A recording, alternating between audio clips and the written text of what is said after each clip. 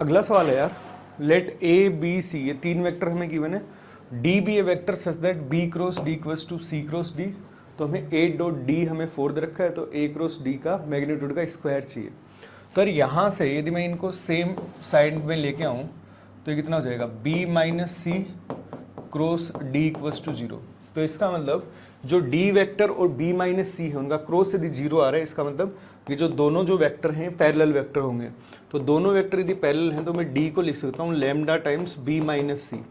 सही है, तो लैम्डा टाइम्स बी माइनस सी कितना हो जाएगा यार, ये आ जाएगा 1, जे का कितना हो जाएगा बी माइनस सी, तो -2 हो जाएगा, और 3 - 2 ये हो जाएगा 1।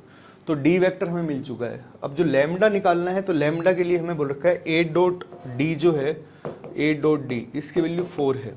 तो ए डॉट डी यदि करोगे तो आ जाएगा 1 into lambda plus 2 into -2 lambda और प्लस 1 इंटू लैम्डा, इसकी वैल्यू हमें कितने गिवन है 4।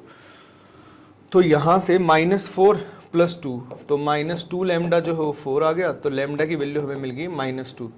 लैम्डा की वैल्यू यदि -2 है तो ये कितना आ जाएगा यार, ये आ जाएगा -2, 4 और -2। तो डी वेक्टर हमें मिल चुका है।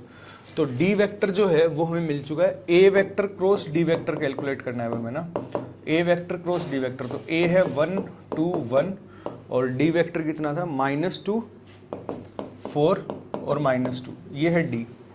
सही है, तो यहाँ पे दिन का क्रॉस यदि मैं कैलकुलेट करूँ तो ये कितना आ गया -4 -4, तो ये 8 हो जाएगा, और ये कितना आ गया -2 और +2, ये तो 0 हो गया, और ये कितना आ गया 4 + 4, ये आ गया 8।